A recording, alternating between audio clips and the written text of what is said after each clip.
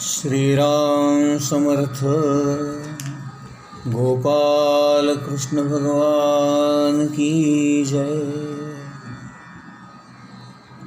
मनुष्य जन्माला आल्यानंतर मृत्यूपूर्वी त्या जीवनामध्ये त्या जन्मामध्ये अनेक प्रकारची चांगली वाईट पाप पुण्यात्मक कर्म करत असतो आणि ते कर्म बीज रूपाने संग्रहित करतो आणि त्याचंच फळ उपभोगण्यासाठी मृत्यूनंतर पुन्हा शरीराची प्राप्ती करून घेऊन पुन्हा जन्म घेऊन त्या कर्माची फळं चांगली किंवा वाईट तो उपभोगतो. याप्रमाणे कर्म करणे, त्याचं फळामध्ये रूपांतर, पुन्हा ते फळ भोगणे आणि फळ भोगत असताना पुन्हा कर्म करणे, पुन्हा त्याचं फळामध्ये रूपांतर, असं हे चक्र सतत चालू असतं. म्हणून शंकराचार्य त्यांच्या एका पदामध्ये म्हणतात, पुनरपि जननम पुनरपि मरणम पुनरपि जननी जठरे शयनम भज गोविंदम भज गोविंदम. आपलं हे शरीर म्हणजे पुण्यभूमी आहे, क्षेत्र आहे. कारण या शरीरामध्ये आत्म्याचं म्हणजेच परमात्म्याचं म्हणजेच भगवंताचं अधिष्ठान असतं.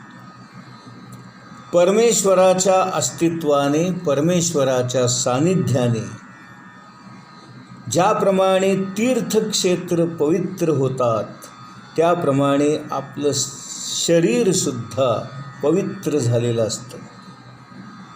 या विश्वामध्ये सर्वात पवित्र स्थान कोणतं असेल तर आपलं शरीर आहे. वास्तविक पाहता शरीर हे पंचमहाभूतांपासून बनलेलं असल्यामुळे ते जड आहे, मर्त्य आहे, नाशवंत आहे आणि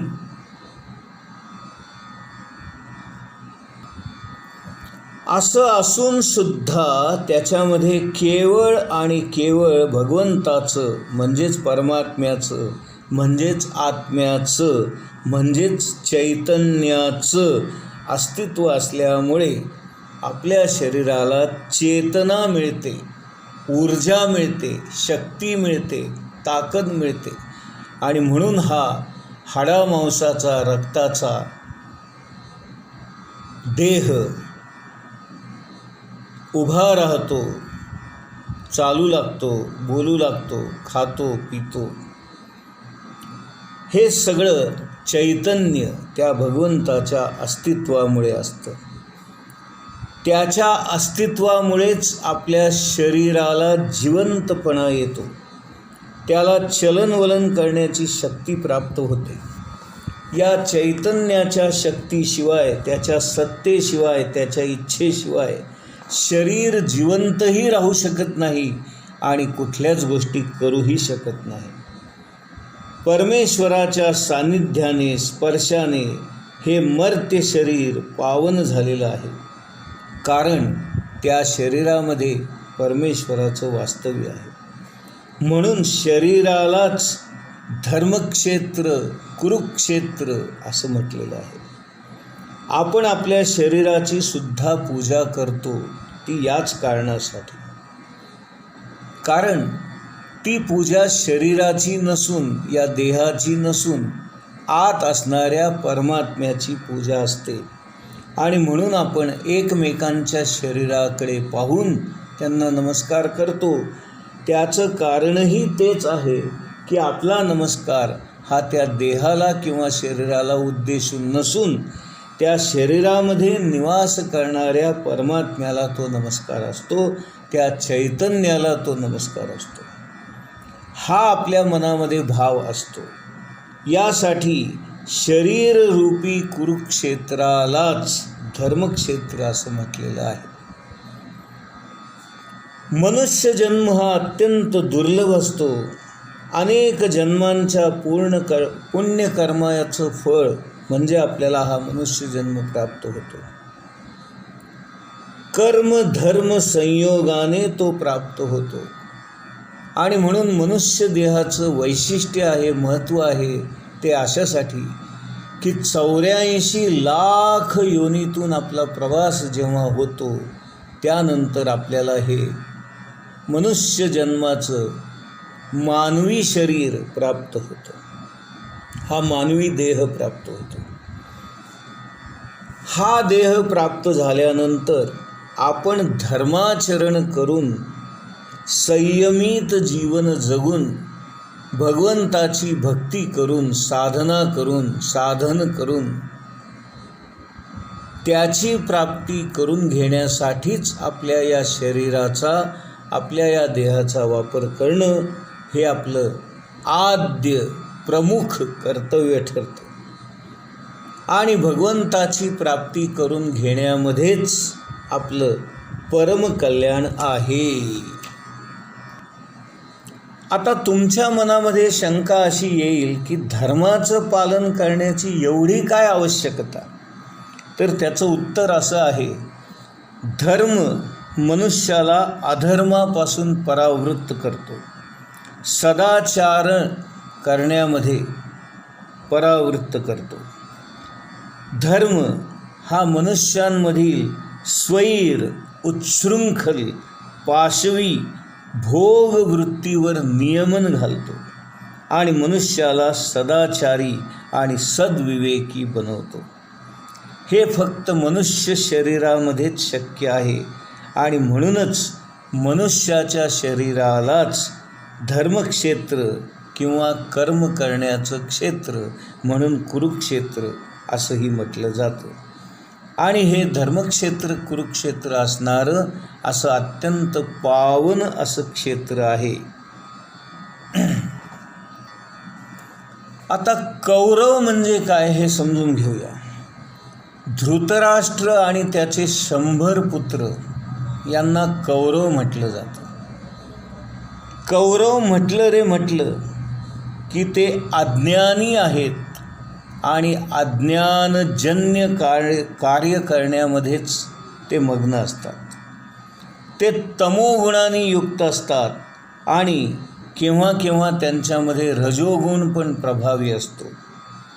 ते आसुरी आणि राक्षसी गुणसंपत्तीने युक्त असतात. ते नेहमी इतरांचं वाईटच चिंतत असतात. काम, क्रोध, लोभ, मोह, मत्सर, द्वेष, अहंकार हे सर्व विकार त्यांच्यापाशी थैमान घालत असतात.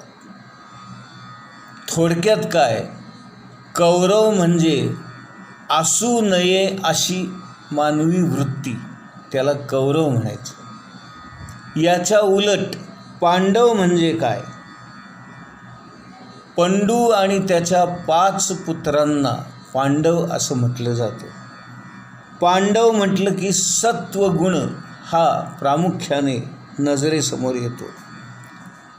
पांडव हे दैवी गुणसंपत्तीने युक्त असतात. पांडव हे नेहमी इतरांचं भलं करतात, इतरांचं कल्याण करतात.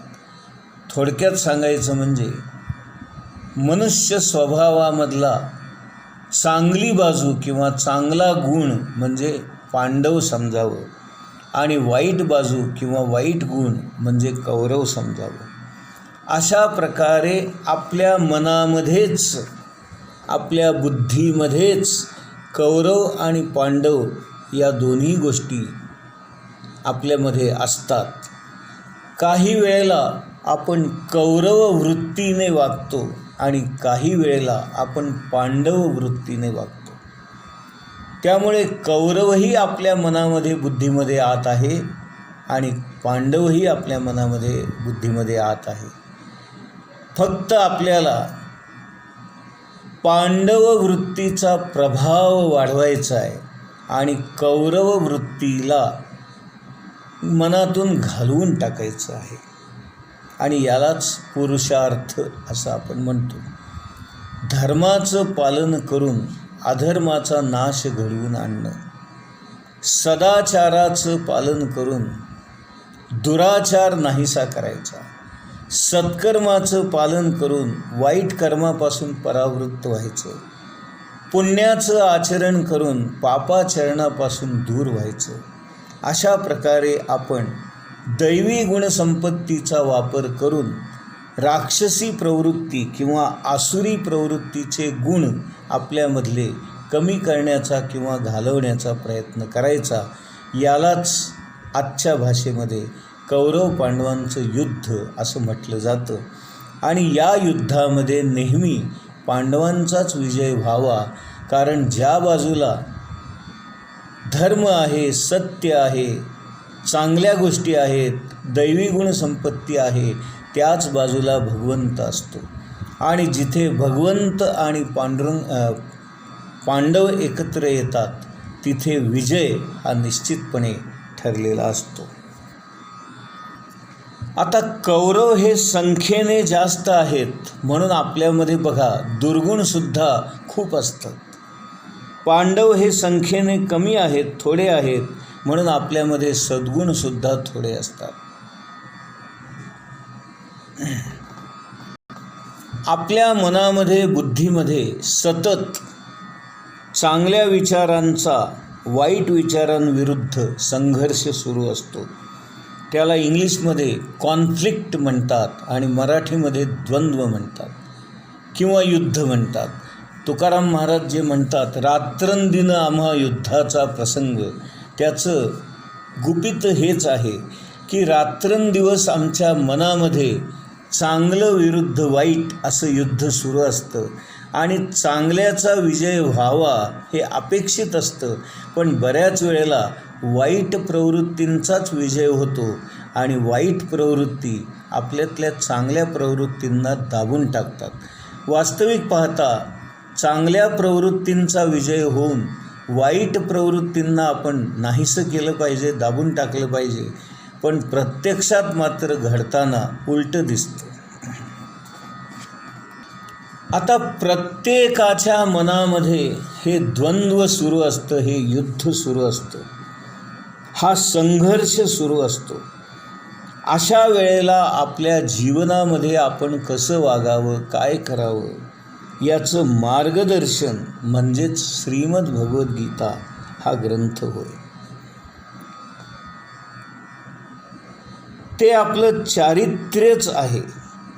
जरी सद्गुण कमी असले तरी त्यांना भगवंताची साथ मिळते आणि म्हणून भगवंत जर सद्गुणांच्या बरोबर असतील तर भगवंताच्या कृपेमुळं, त्याच्या साथीमुळं, त्याच्या पराक्रमामुळं दुर्गुणांवर विजय प्राप्त करणं आपल्याला सहज शक्य होतं.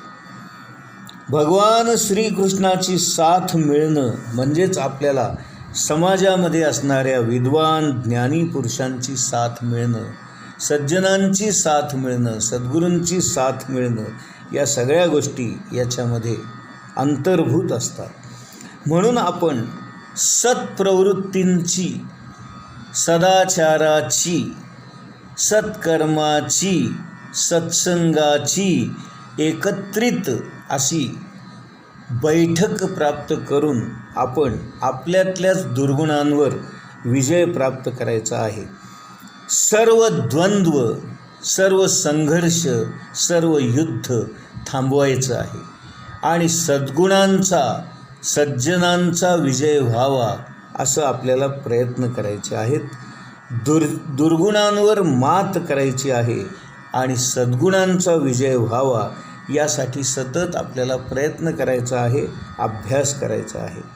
अशा प्रकारे मनामध्ये चालू असणारं हे युद्ध जिंकायचं आहे आणि त्यामुळेच आपल्याला आत्मशांती, आत्मसुख, आत्मानंद वगैरे गोष्टी प्राप्त होतात. आत्मशांतीने आपलं मन अंतर्बाह्य भरून जातं. अशा प्रकारे आपल्या मनातलं हे द्वंद्व आपल्याला संपवायचं आहे, मिटवायचं आहे. हा संघर्ष आपल्याला घालवायचा आहे. गोपाल कृष्ण भगवान की जय.